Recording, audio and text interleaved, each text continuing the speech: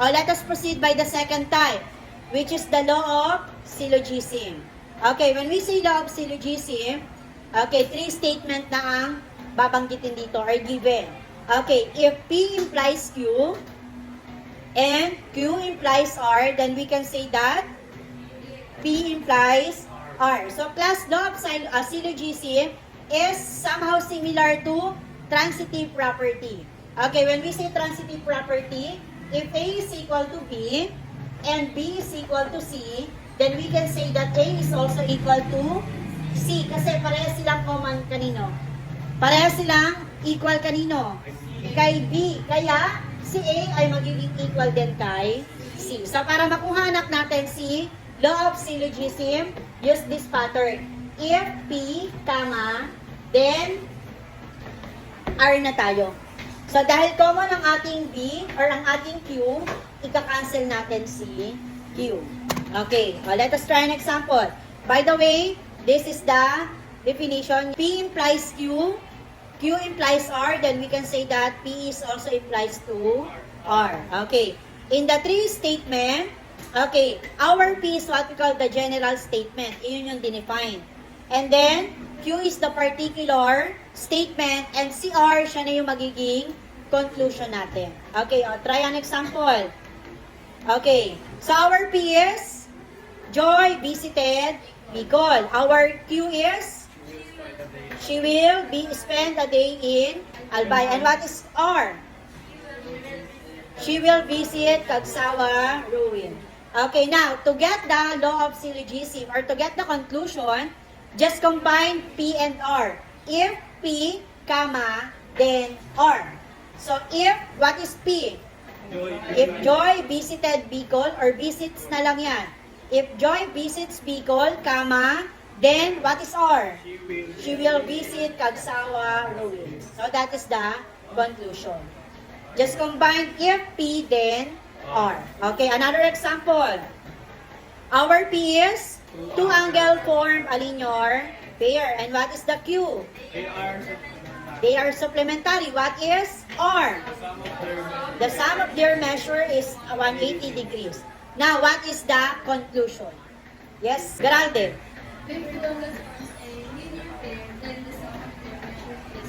Okay, very good. If P, then R. So, this time, given naman tayo na naka P and Q. Okay, or naka if-then statement. Okay, if it is winter, ito yung law of syllogism na example kanina. If it is winter, then you will wear a wool sweater. What is the hypothesis? Roberta. And what is the conclusion? You will wear a wool sweater. Second statement. Ano yung Q natin? Kindly read. You will wear a wool sweater. Okay. This time, class, sa second statement, ang Q ay mauulit. Okay. If you wear a wool sweater, then you are a sheep. So, meaning, yung if, then yung second, yung if, yung statement na given, siya pa rin si ating Q. Kasi naulit lang. Tama ba? Naulit lang po. So, meaning, magiging if Q, then R. Okay. So, meaning, ano ang magiging R natin dyan, anak? You are a sheep. So, para makuha si conclusion, ano yung naulit na word? Naulit na statement? Okay, yun si Q. Ika-cancel mo. Ang matitira si if, P, then R. So, magiging ano na po yan? Yes, anak. If it is winter, then you are a sheep. Okay, very good. If it is winter, that is P, and then you are a sheep, that is R. Kaya nga, if P, then R. Let us try another example.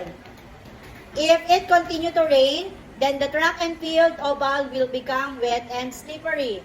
What is the hypothesis? Or what is P? Yes? It continue to rain. And what is the Q? Yes, Agosto. Okay, very good. Ano ulit yung Q natin? The track and field oval will become wet and slippery. Mauulit siya dito. Okay, if Q, then R naman to. The track and field oval will become wet and slippery. slippery. Si Q pa rin yan. And then, what is R? Ayan, sabangan. Oh, that is R. Oh, now, how to get the conclusion? If P, then R. Oh, just combine. If P, then R. Yes, Mutu?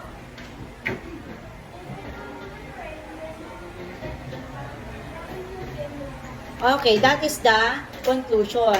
If it continue to rain, then the track and field game will be canceled. This is the P and this is the R. Another example.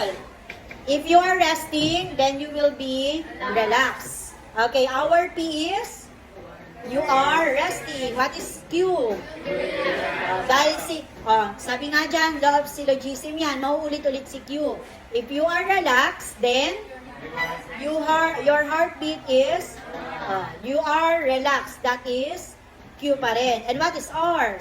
Okay. Now, what is the conclusion? Yes? Balakyaw.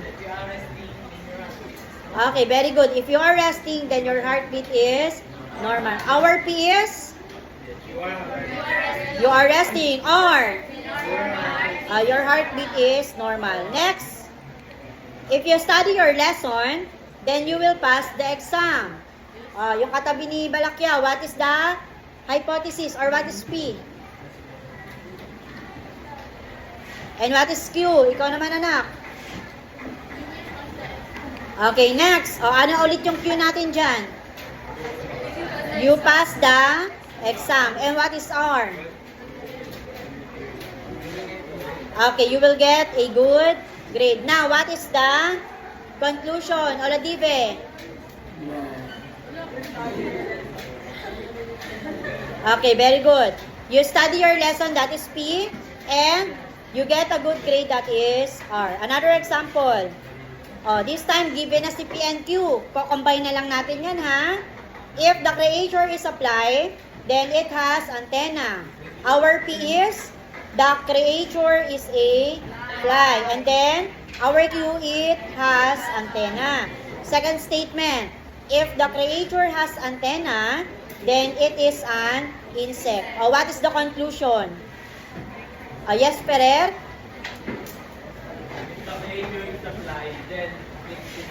Okay, very good. Another example. If you are studying science, then you are studying biology. Okay, second statement. If you are studying biology, then you are studying botany. Yes, anak. What is the conclusion?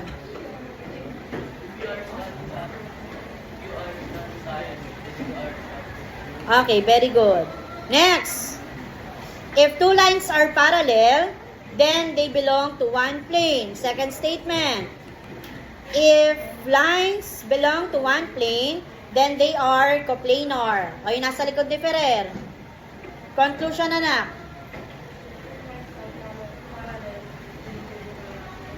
Okay, very good. Another example. If angles are linear pair, then they are supplementary. Okay, next. If two angles are supplementary, then the sum of the angles is 180 degree. Yes, anak.